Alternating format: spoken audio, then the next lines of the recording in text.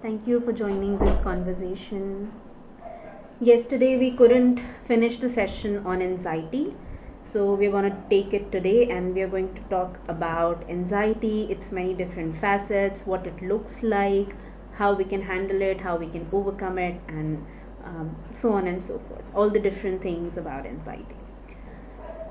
So, what is anxiety?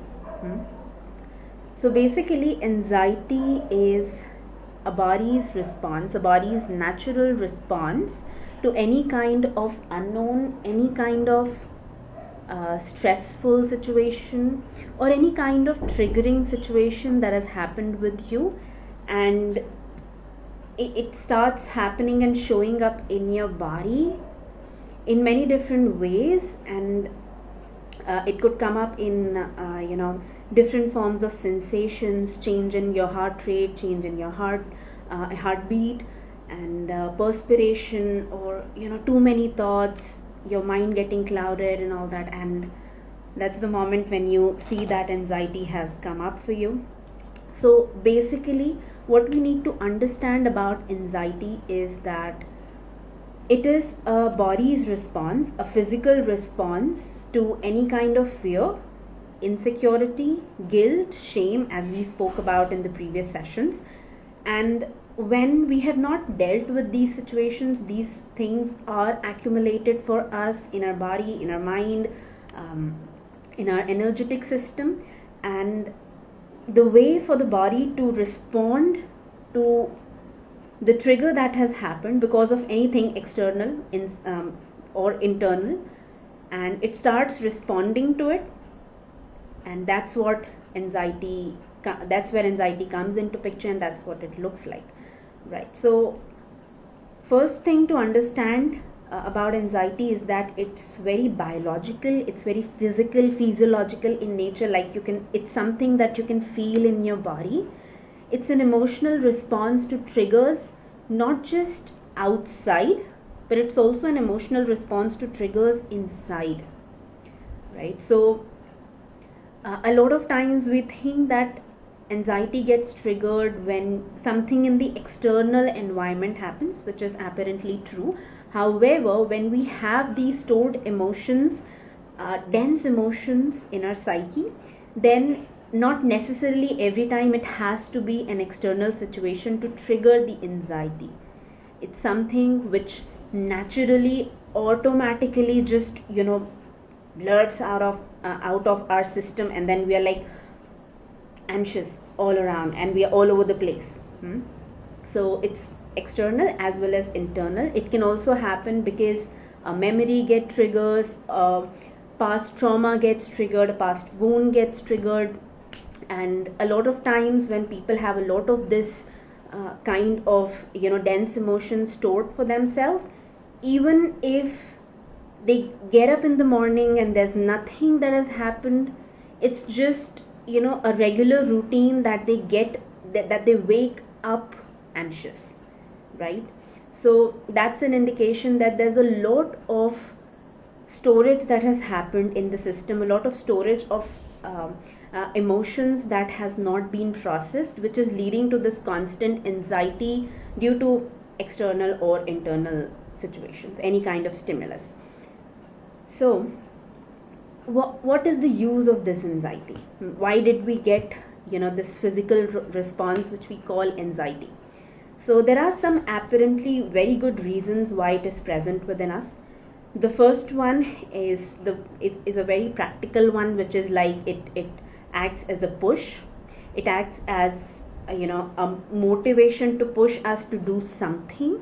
So there's an inherent condition which comes with anxiety, which is a space of unknown. There's something that you don't know about a certain situation, and because you don't know about it, how to handle it, how to deal with it, how to look at the situation, you start feeling anxious, right? And it acts as a motivation, it acts as a push. Along with that, it's kind of a communication system of your body, where you are getting the message that there's something that you need to see, there's something that you need to look at, there's something that needs to be processed, there's something that needs to be solved, there's something that needs to be resolved at some level. So that's one reason. Another reason, important one, is to release pent up emotion. So when you have this kind of a thing coming up where the anxiety is not a normal form of anxiety which you usually can handle, but it's like you're all over the place and it's like a panic attack and you're like, oh god, I cannot breathe, I'm gonna die, I mean this is the end of the world and I'm gonna not survive this, and all of these things happen. So it's a way for your body to release all the pent up emotions that it has had, right? Now, while these are some of the uses of anxiety, it was given to us to protect us, because years ago, centuries, thousands of years ago, when we used to hunt down and we used to live in scary places where we were not safe, we were not protected, any animal could come and eat us. So at that point of time, the body releases a hormone called cortisol, which is a stress hormone. So when that stress hormone comes up, we become very alert and we are like, there is danger and there is something that I need to do about this danger. So it used to be happening at that point of time where we had to take a physical action towards protecting ourselves and all that. However, in today's era, in today's scenario, that's usually not the case.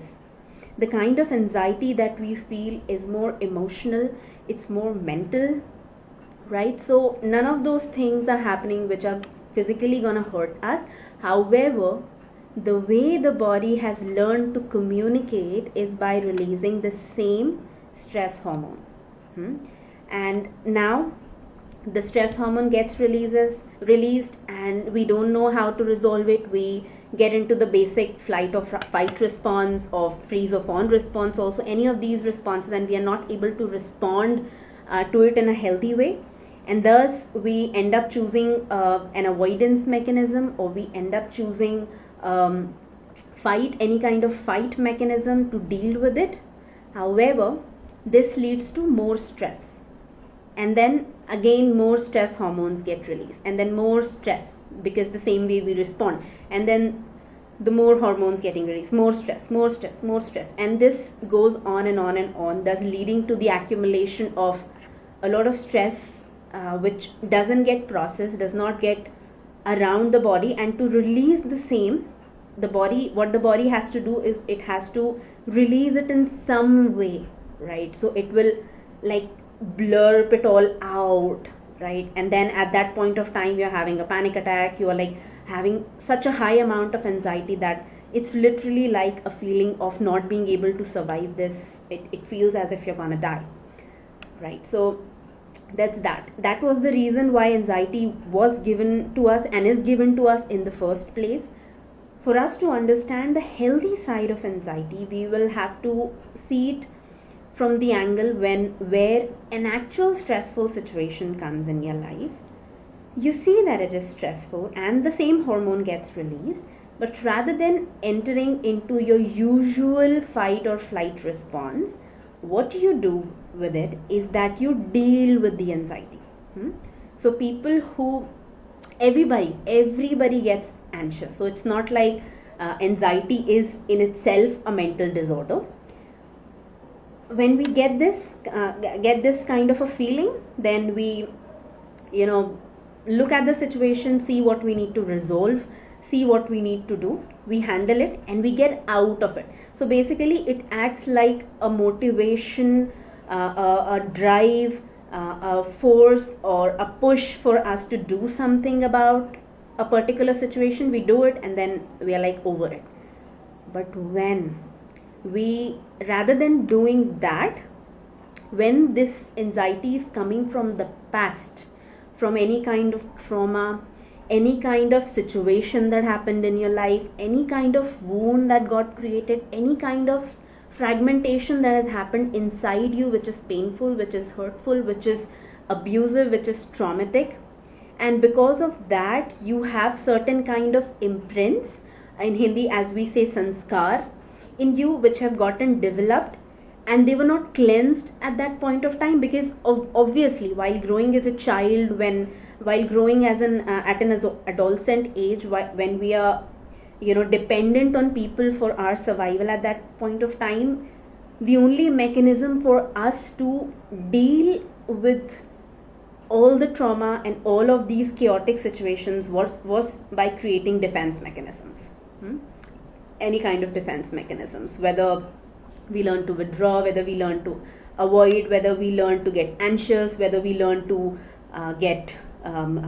become a negative thinker, whether we become an overthinker, all of these things. So none of these things that exist in the first place, for an example, if I take overthinking, overthinking may not be serving your purpose right now. Anxiety may not be serving your purpose right now, but when you got traumatized in your life, when you didn't have a way to handle a particular situation in your life, this is something, all of your dense emotions are something which are your defense mechanism, which keep you on your toes to do something about the situation, right? So like I was talking in the previous sessions, one advantage, but we become so addicted and so used to these patterns at times that we don't see the 9 disadvantages that come with it, and all we see is the one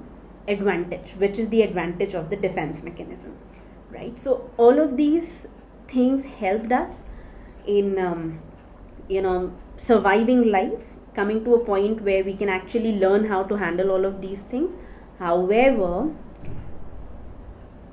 later on in our lives, we realize that they are really messing up our lives. They are actually not helping us much.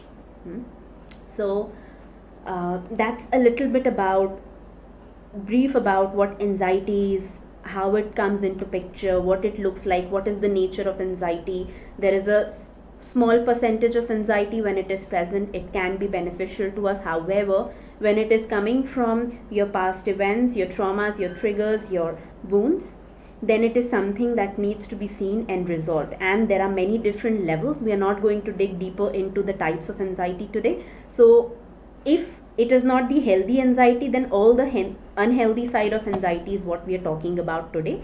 And that is something that we are talking about to resolve. That is something that needs to be seen and resolved, because it literally eats up a person's life.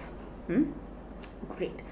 So now, what could be the possible symptoms of what anxiety looks like? What kind of bodily responses do you get? What kind of mental responses do you get? So when you get into that space where your anxiety has come up on the surface, you start feeling very restless. Constant feeling of anxiety leads to fatigue. You're not able to think clearly. Your mind is very clouded. It's like as if you're not able to use it at optimal levels. Then there could be a lot of perspiration that happens, a lot of sweating that happens, a lot of numbness at the level of feelings that happens, a lot of irritability can happen. When people speak to you, you feel very, don't talk to me, yaar. Don't talk to me. Like, you get very oversensitive. You again, or try to completely avoid the situation, avoid taking the responsibilities. You cannot concentrate on one thing at a time. You cannot do one thing for very long periods of time. In the body, you could feel a lot of muscle tension, a lot of tension in all the different parts of your body, especially in the stomach area. There could be diarrhea, loose motions as we say, that could happen when you feel this way. You could be sleeping too much, or you could be completely sleep deprived. You're not able to sleep at all. You could develop eating disorders. Maybe you're not eating at all, you have lost your appetite completely, or you are eating too much and gaining weight. That could be one thing.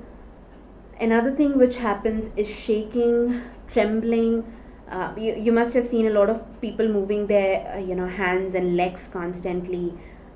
That is one thing. Your breath gets very shallow, very superficial. you're not able to breathe deeply, you start feeling very hopeless, you start imagining the worst case scenarios in life, you start catastrophizing things and you feel that nothing's ever going to work out, you're not capable to do it, you will not be able to do this, that, handle any of these things, or it's not gonna work out.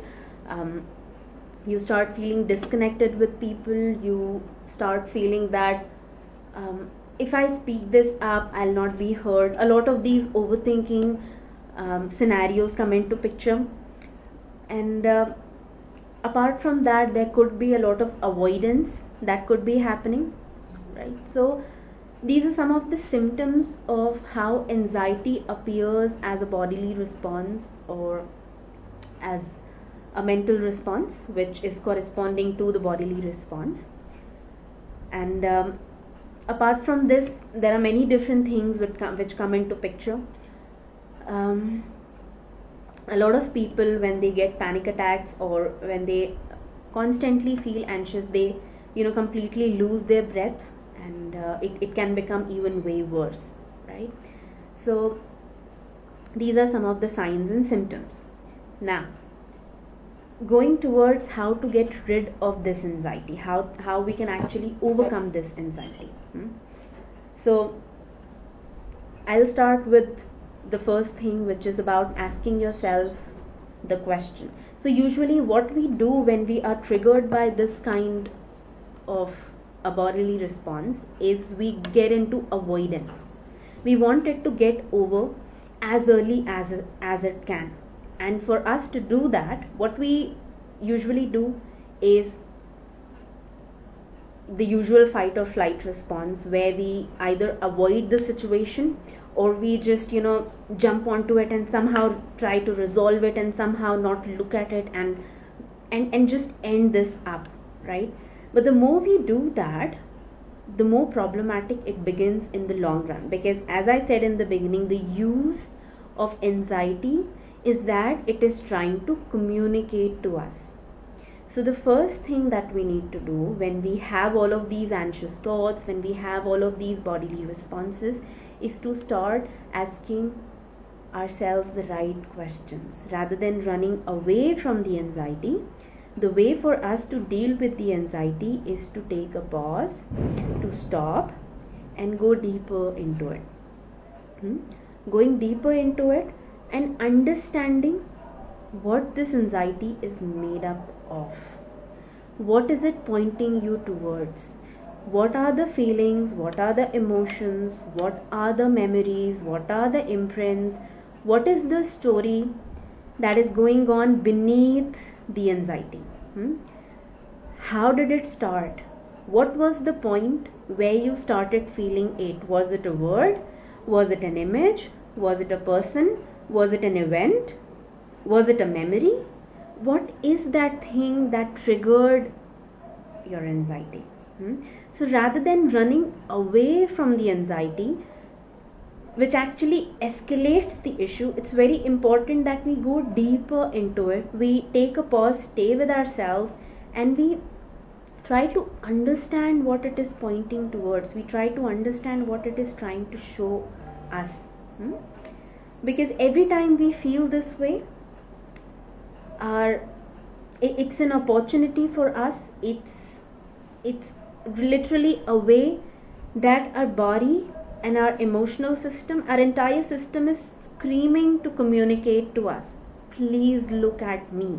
Please, right? Give me some attention. I need this attention. I need to be understood. I need to be seen. I need to be heard. And there's something that needs to be seen there. Another thing which I had shared is that a lot of unknowns come with anxiety. So start digging up in that area, that what are those unknowns?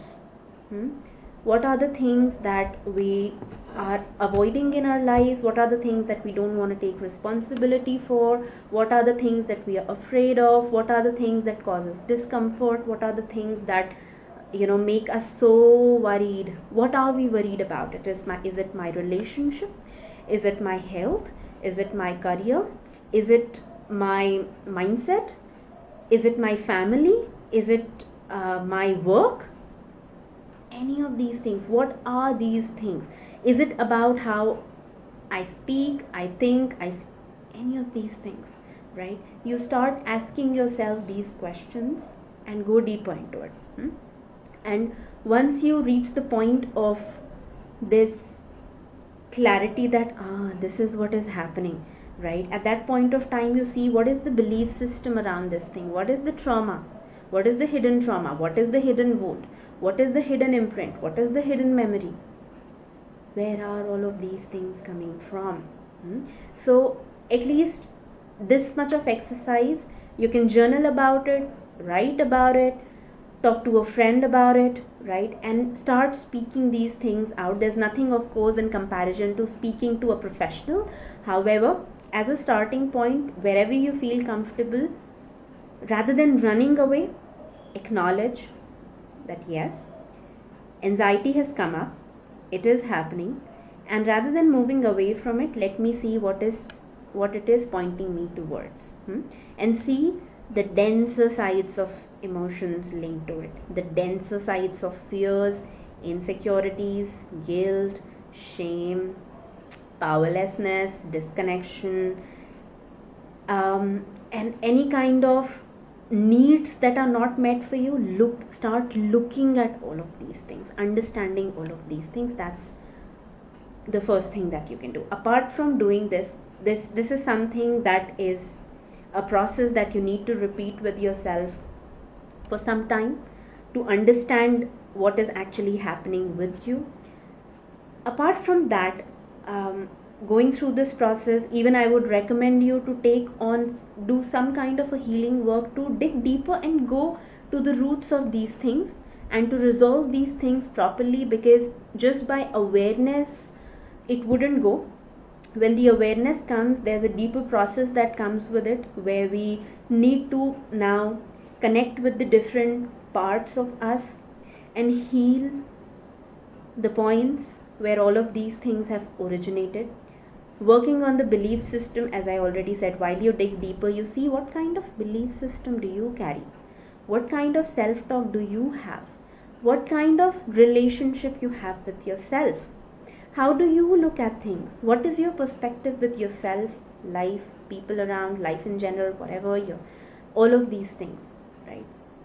So look at your belief system, look at your thoughts, be aware of all of these things. So that's the first thing that I can share. Apart from that, like I shared before, that anxiety is something which is very physical and biological in nature, right? So it's very important that you free up your body a little, and it doesn't take a lot of time of yours, it doesn't take a lot of expenditure, it doesn't take a lot of things, little bit of efforts, routine every single day.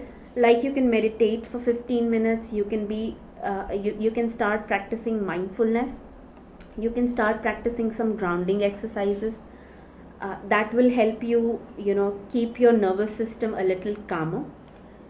Then breathing exercises, you can do pranayamas, you can get into yoga. Physical exercise is very important, whatever kind of physical exercise that you enjoy, right? Even if you do 15 minutes of it, even if, let's suppose, you go for a walk, or you just do 30 minutes 15 minutes of good yoga or high intensity workout, in case you like it, any of these things, the most important step in the first place is to start moving your body, right? Moving your body is crucial. 15 minutes a day is also good enough. Apart from that, food, paying attention to what you eat, because if you eat a lot of heavy food, if you eat a lot of, because see, you need to understand that your anxiety, majority of it is stored in your stomach area, your lower 3 chakras. So the first thing is your food. So your food directly impacts your stomach, physical stomach. So eat cleaner. Be a little mindful that whatever you put inside your mouth, how your body feels about it. If you're eating oily food, fried food, food heavy on carbs, food which is very high on the oil and carbohydrates and cholesterol and all that. Avoid all of these things and start mixing up more vegetables, more fruits, or anything that can be digested by your stomach more easily. So come to this place. Maybe we can have another conversation about the kind of food that you can eat, but food is very important. Apart from that, sleep, right? So your sleep plays a really crucial role. It's of great importance that you have a good night's sleep. You figure out what is your rhythm, how much of sleep that you need. It's 7 hours, 8 hours, 6 hours, whatever. Listen to your body. What does your body say? So sleeping well is very important. If you need help of subliminals or some nice frequency music, take help of that. But make sure that the environment that you have, the kind of temperature that you fix, all of these things are very important. Before sleeping, relax yourself properly for 10-15 minutes, and it's very important that you are in a better state, in a more relaxed state, and with better thoughts before you sleep. So you can do your affirmations at that point, your visualizations at that point of time, where you are in that good state, because the state at which you sleep is the same state with which you wake up, exactly the same. If you want to try and test it for yourself, just see that which state did you sleep in and how are you waking up. You'll see it's matching up.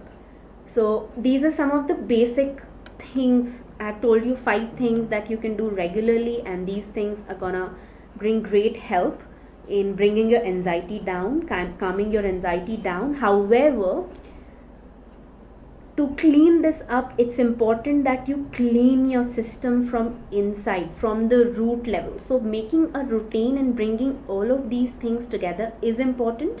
However, in the long run, the actual problem is that when you have a lot of stored emotions in the body which are actually leading to guilt, making a routine and sticking up to these things can actually become very problematic. And even people who have a lot of anxiety, who have had a lot of abuse or trauma, who have seen all of these things, come from a very stuck system.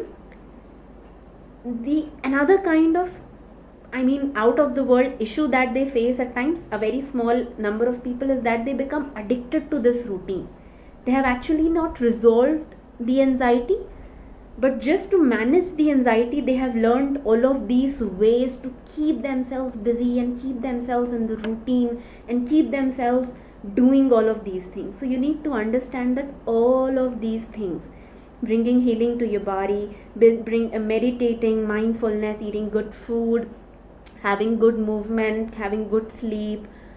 There are plenty of other things that I can share with you guys, but any of these things which calm your body, restore your body, they do not assure that your anxiety is resolved at the root level. So in the long run, it's literally important for you to go deeper, go to the roots and do some cleansing at the root level, right? So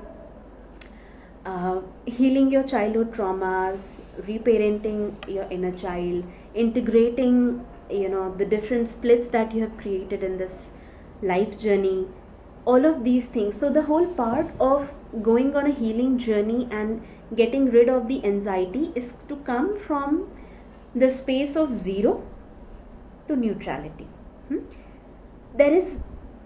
We can do practices which go from 0 to maybe 1, 2, 3, 4 points. But the thing is that if the 0 to neutrality journey is not taken, it will keep jumping back over and over again in your journey of moving towards positivity. So literally there's no way for you to move from negativity to positivity straight. There is a point which is called a neutral point, and a good healing journey is doing a little bit of the positive side to the 0, but slowly taking the journey and keeping all of these things, dense things which are pushing us back and coming to the neutral point so that you can actually truly practice the positive side. Otherwise, the positive side is only pretension. Fake it till you make it, and fake it till you make it will not go on for very long. It just cannot, right? If you have a bowl which has a lot of dirt in it, which has a lot of garbage in it, and you keep putting a lot of good pudding and the most expensive pudding in the world in it, it's still gonna get dirty, right? So it's very important that while you bring these positive things, you also clear up your bowl, remove all of the things which are on the way. That is a bigger work, that is a harder side, and that takes a lot of courage. So people who can truly be honest with themselves are the only people who are able to do this kind of integrated work. And that is what we recommend, because we do not believe in treating the fruits, we believe in treating the roots, right? Because even if you treat the fruits, they'll be good, fine for some time, but then again after some time the rotten roots will start impacting the tree, right? So that's a little bit about anxiety that I could share. Another important point is practice self-love, practice self-acceptance, practice self-compassion. Be a little bit more forgiving to yourself, be a little bit more accepting to yourself. Whatever way you treat yourself is the same way the world is gonna treat you. So start small, through whatever things. Maybe you will not be able to develop the highest form of acceptance right away, but with whatever you can start with your hair, your body, your skin, your eyes. That's how I started. I used to hate myself as a child. When I was 15, 16, till the age of 17, I used to literally hate myself. And I heard this one line that if you cannot love yourself, how do you expect others to love you? And we spend all our lives in gaining love from others. However, it's not a fair ask if you don't love yourself, right? Why are they obliged to love you if you don't love yourself? So that's the starting point. Wherever you can start with, whatever things you like about yourself, be grateful about all of those things.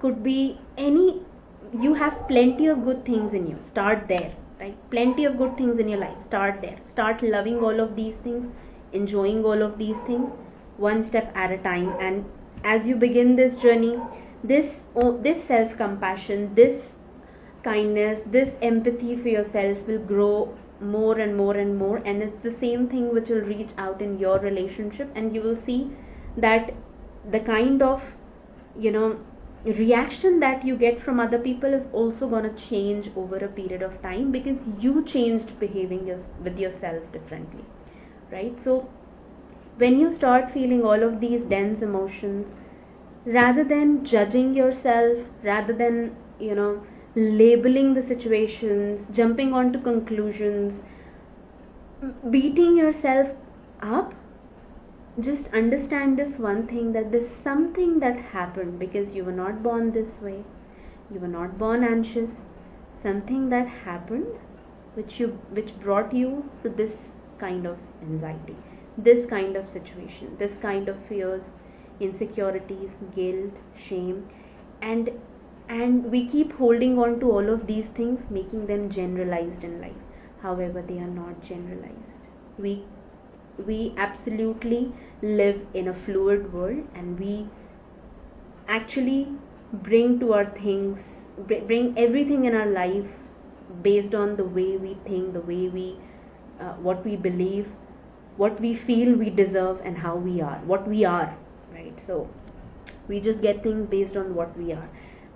Maybe what you have experienced in your life is true for you. There's no denial about the reality, but there's also no denial that exactly opposite things, very loving things, good things, all sorts of things also exist in the same world, right? So why is it that you're only focused on this? What would you lose if you let go of this identification that you have with all of these things that you have accumulated in your life, right? What are you afraid to lose? What would it cost you to be happy? Is being happy is being happy really of importance to you? Right? If it is, then it is a choice. It is a point of decision that it's your life, it's precious, it's important, and you can spend it both ways. You can spend it being anxious, you can spend it being light, being more connected to life. Both ways, it's your choice. Now, what decision would you make? It's on you. Right, so all of these practices and things that we have spoken about, all good. You can always practice all of them. You can, what I have shared is just the starting point. You can start from here. However, I highly recommend you that when we are in a space like this, it's not possible for people to do all of these things, process all of these emotions DIY. So rather than doing it on your own, rather than trying to learn surgery and do your own surgery, it's always good that you go to a professional.